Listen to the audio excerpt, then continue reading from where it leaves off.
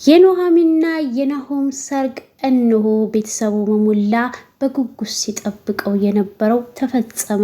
እናት አባቶቻቸው እጅግ ለዚህ ቀን ለመድረስ ብዙ ውጣ ውረድና ፈተናን ያለፉበት እጅግ የተፈተኑበት ደስታቸውን ለማየት መራራን ህይወትን እጅግ የተጋሩበት የኑሃሚን ድራማ ነበረ።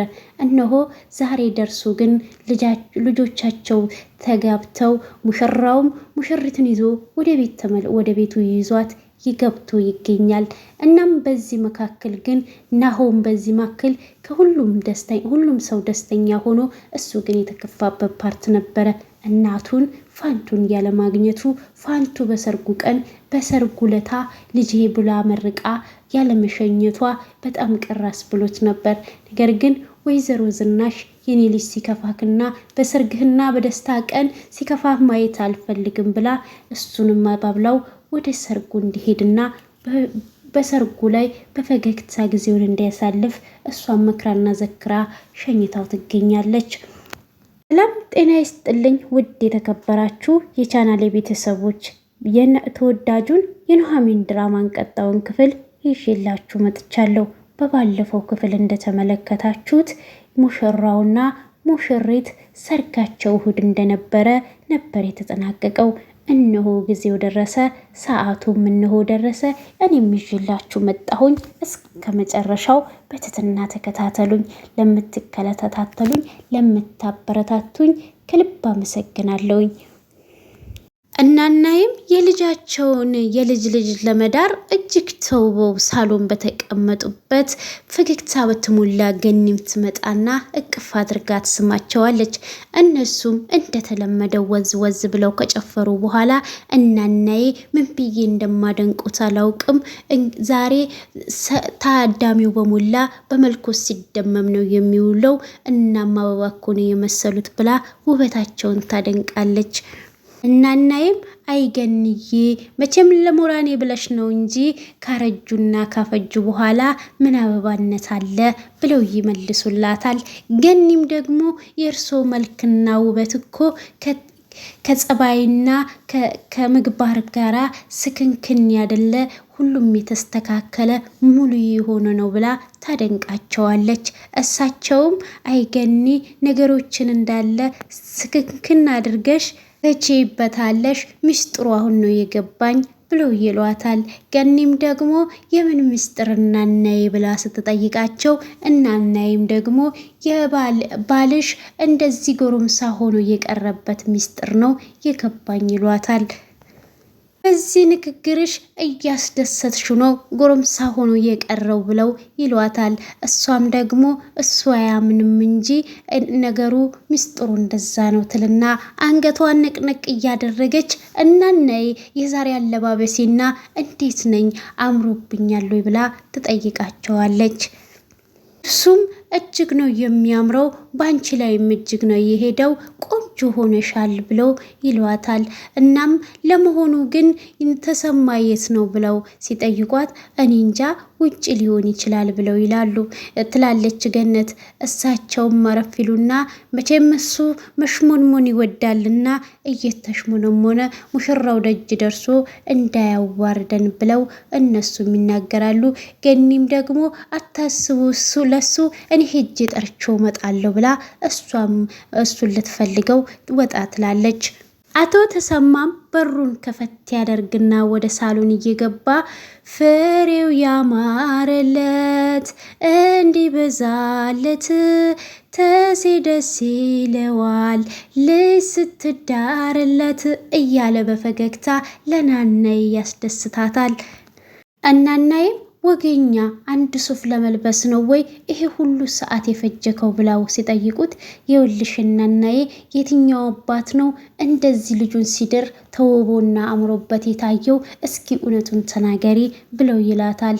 እሳቸውም ወገኛ የውልክ ሙሽራው እንዳያረፍድ እኔ የተርመጠመጠ ነገር አልወድም፣ ሁሉም ነገር በወግና በማረጉ በሰዓት እንዲያልቅ ነው የምፈልገው፣ ኋላ ተናግሬያለሁ ብለው ለአቶ ተሰማ ያስጠነቅቁታል። ተሰማም ምንም አታስብ የምናናዬ እችን ውብና ቆንጆ ልጅ ሰጥቸው ነው ወይ ሙሽራው የሚያረፍደው?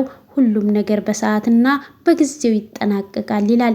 ገኒም ወደ ሳሎን ስትመለሳ ዛሬ እጅግ በጣም አምሮብካል፣ ሱፍ እንዲህ ለመጀመሪያ ጊዜ አንተ ላይ ሲያምር ብላ ትለዋለች።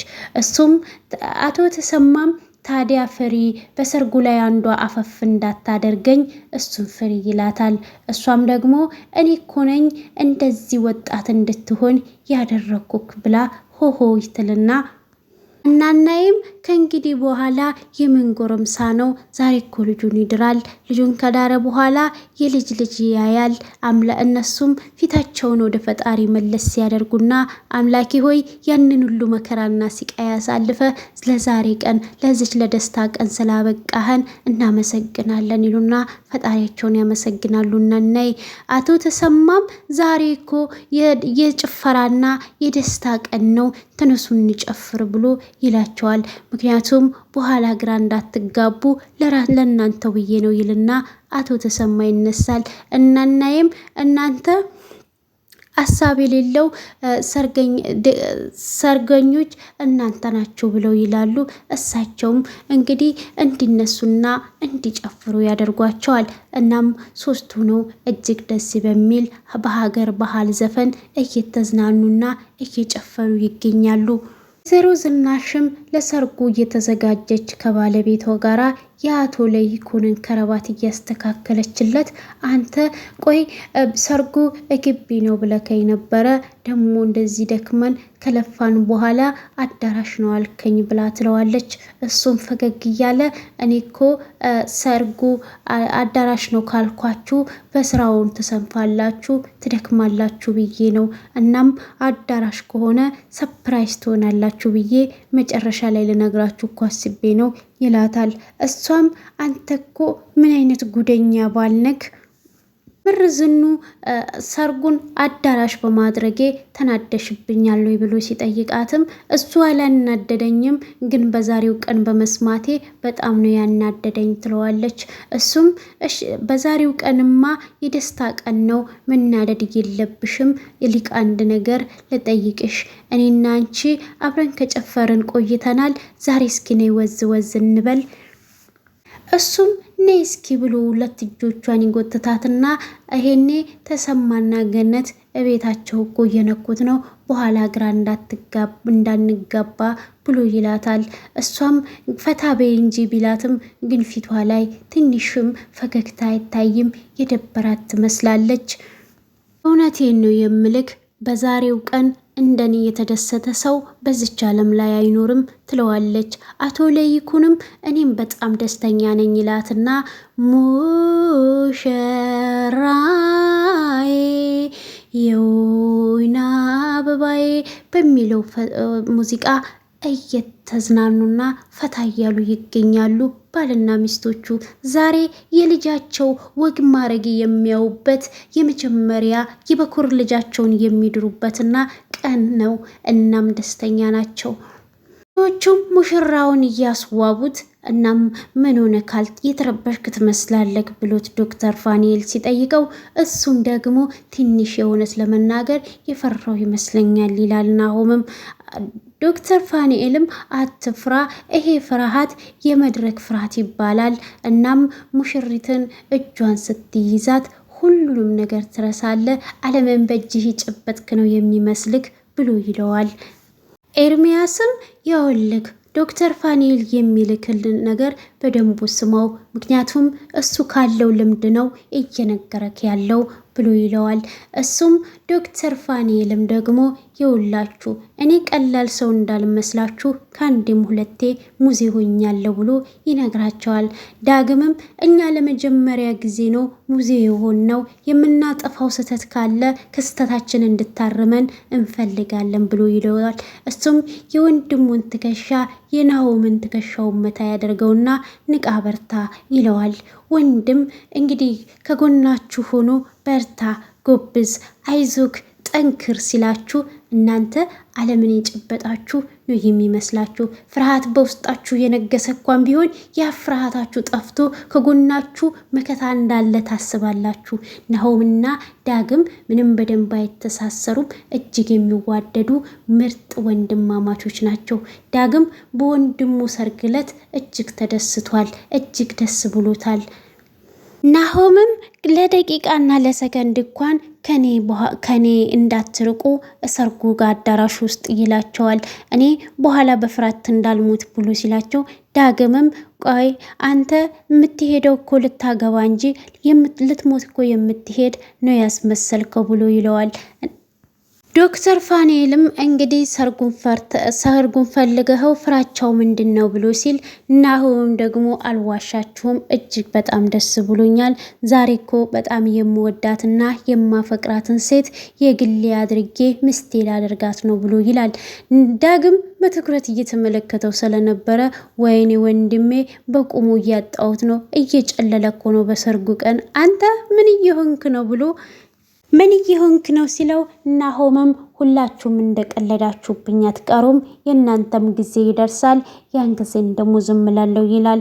እንግዲህ ዶክተር ፋኒኤልም አሁን ሰዓት እየሄደ ነው፣ የሰርጉ ኬጅ ሰዓት እንዴት ነው የሚሆነው ብሎ ሲል ናሆምም ደግሞ አሁን እንግዲህ እንወጣለን፣ ከዚህ ደግሞ እየጨፈርን ነው የምንወጣው እዛ ብሎ ናሆም ሀሳብ ውስጥ ይገባል።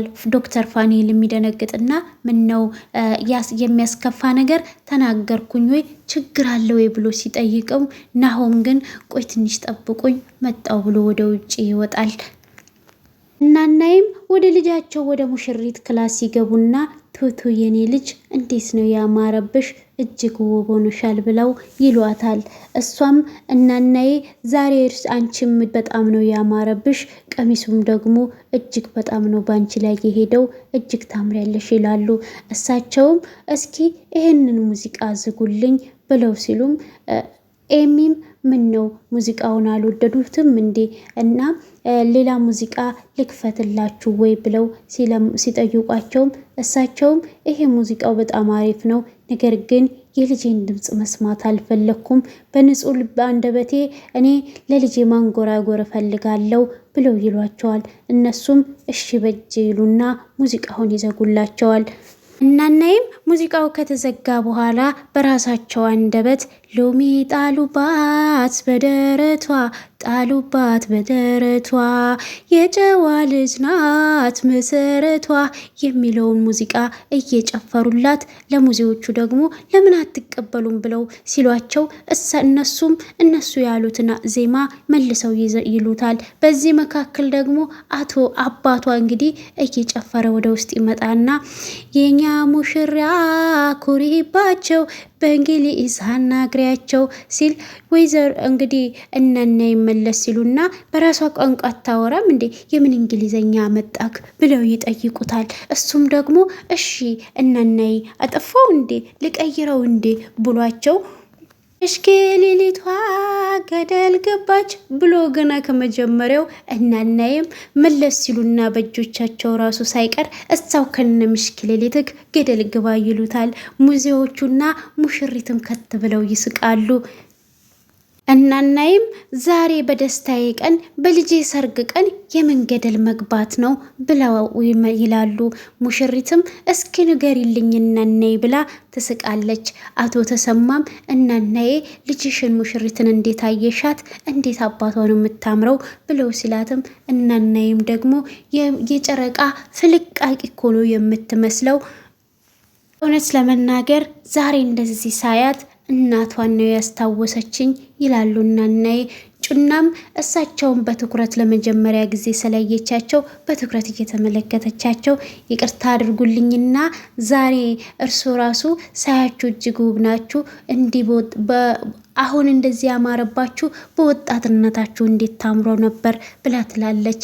እናናይም ዛሬ ስታረጅ ታስጠልያለሽ ማለትሽ ነው ወይ ብለው ሲጠይቋትም አረ እንደዛ ማለቴ አይደለም። እናናይም ልጆቼ በቁም ነገር አዳምጡኝ፣ መልክ የዋርካ ጥላ ነው፣ ሲያልፍ ያልፋል። እናም ከእናንተ ጋር ሁሌ ዘልቆ የሚኖረው ቁም ነገር የምትሰሩት ስራ ብቻ ነው። ልጄ ኑሐሚን መልክሽን ሳይሆን በትዳር ውስጥ መጠቀም ያለብሽ ትዕግስትሽንና ጸባይሽን ነው ማስተካከል ያለብሽ ብለው ይመክሯታል። አባቷም እናናዬ በቃ ለራሳቸው ጊዜያቸውን እንተውላቸው ብለው ሲሉም እናናይም አባትሽ ያለው እውነቱን ነው፣ አሁን ለእናንተ ጊዜውን እንተውላችሁ፣ እናም የሚስተካከለውን ነገር አስተካክሉ፣ ሙሽራው ሲመጣ እንዳታቆዩት እንዳይጉላላ ብለው እሳቸውም የእናትነት ምክራቸውን ለግሰው ለልጃቸው ከክላሷ ይወጣሉ። የእናናይ ንግግራቸው ራሱ ጣዕም አለው። የእውነት የድሮ እናቶቻችንን ያስታውሳል። ምክራቸው፣ አነጋገራቸው፣ ቀልዳቸው፣ ሁሉም ነገር ቁም ነገር አዘል ነው። እናም እንግዲህ የኑሐሚን ድራማ የእውነት ነው የምለው ናሆም እዚህ ጋር ለእናቱ ምንም ባታሳድገው ያለው ስሜት ራሱ እጅግ ነው የሚገርመው። በሰርጉ ለታ እሷን አስቧት ሚዜዎቹን ጥሎ እንኳን ወደ ውጭ ወጥቶ አስቦ ተግዞ እንግዲህ ዝናሽ ምን ያህል ትኩረት አድርጋ እሱን እንደምትከታተለው የሚያመለክት ነው። እሱ ወጥቶ በረንዳ ላይ ብቻውን ቆሞ ባየችበት ሰዓት ሄዳ እንኳን ስታናግረው ለምንድን ነው የምትቆዝመው? አሁንም ስለ እናትህ እያሰብክ ነው ወይ? ልጄ በሰርግህ ቀን እንዲህ መሆን የለብክም እባክህም ብላ ስትለው እሱ ምንም አልሆንኩኝም እንዲሁ ዝም ብዬ ነው እንኳን ሲላት፣ አይደለም ልጄ እኔ እንኳንተን ጠንቅቄ ያውቅሃለሁ ገና ከልጅነትህ ጀምሮ የኔን ቀሚስ እየጎተትክ እኮ ያደግክ ልጅ ነህ። እንኳን ውስጥክ ያለውን ይቅርና ስሜትህን ልትናገር ያሰብከውን በሞላ አውቀዋለሁ ብል ዛሬ በደስታ ቀን እንዲህ መሆን የለብክም ብላው እሱም ወደ ሙዚዎቹ እንዲመለስ ነው ያደረገችው። ይሄ ማለት እናትና ልጅ ማለት እንዴት ነው መናበብ የሚቻልበት? የእውነት በጣም ደስ የሚል ድራማ፣ አስተማሪ ድራማ ነው የምልበት ነገር ስላለኝ ነውና እናም ዛሬ እነሱ ከብዙ ውጣ ውረድ ወጥተው ይሄ ሰርግ ላይ ስለደረሱ የእውነት በጣም ነው ደስ የሚለው። ዶክተር ፋኒኤልም እንግዲህ ዳር እያለ ነው የሚገኘው። ኤርሚያ አምራንን ለራሱ ለማድረግ ነው እያሰበ ያለው። እሱም ከሙሽሮቹ ነጠል ብሎ ለአምራን ስልክ ይደውልላታል። እሷም ስልኩን አንስታ የት ነሽ ብሎ ሲላትም እሷም ወደ ሰርጉ ለመምጣት ዝግጅቷን እንደጨረሰች ትነግረዋለች። እሱም ታስኪ እየጠበቅን ነው ስትለው አንቺ ታስኪ መያዝ አይጠበቅብሽም መኪና አዘጋጅቼልሻለሁ ብሎ ይላታል። አይ አያስፈልግም እኮ ስትለው እሱማ አያስፈልግም ልትይኝ ትችያለሽ፣ ነገር ግን እንድትጉላሊ ስላልፈለግኩ ነው፣ ካልፈለግሽ ደግሞ ደስ ካላለሽ መቅረት ይችላል ብሎ ይላታል። እሷማ በቃ እንዴ እኮ አዘከዋል፣ ምክንያቱም ደግሞ በኋላ ኪሳራው በኔ በአከሰረች ልትለው ብላ ስትለውም እሱ ደግሞ አይ እንደዛ ልልሽ ማታስቢ ብሎ ሲላትም አሁን በሙሽሪቶን ልንወስድ ልንሄድ ነው ሲላት ምን ነው እኔንም የሚወስደኝ ባገኘሁ ትለዋለች። ምን አልሽ ብሎ ሲላትም አይ ምንም አላልኩም በቃ አሁን እንመጣለን ትለዋለች። እሱም ከአጠገቡ እንድትሆን ነው የፈለገው፣ ሙዜ እንዳልተመደበለት ይነግራታል። እሷም እንግዲህ በዚህ ተስማምታ ስልኩን ትዘጋለች። በዚህ መካከል እንግዲህ የድሮ የኤርሚያስ ፍቅረኛ የልጁ እናት እየሰማቻት ነበር። አረ ይሄ ነገር ወዴት እየሄደ ነው? የእሱን ድምፅ እንኳን ስትሰሚ ፊትሽ ላይ ደስታ እንኳን ይነበባል ትላታለች። እሷም በጣም ደስ ብሏት እንግዲህ ወደ ሰርጉ ያቀናሉ። ሙሽራውም እንግዲህ ቤት ውስጥ ተጨፍሮ ተዝናንተው ደስ በሚል ሁኔታ ሙሽርትን ወስዷት ወደ ቤቱ ገብቶ ይገኛል። የኑሐሚን ድራማን እንግዲህ ይሄን ይመስላል። በጉጉት ስንጠብቀው የነበረው ሰርግ በሰላም ተጠናቋል። በቀጣይ ክፍል እንግዲህ ሙሽሪት ቤቷ ገብታ ምን ይገጥማት ይሆን የሚለውን ደግሞ ቀጣይ ክፍል ላይ ይዤላችሁ እመጣለሁኝ። በትህትና ስለተከታተላችሁኝ ከልብ አመሰግናለሁ። ባይ ባይ።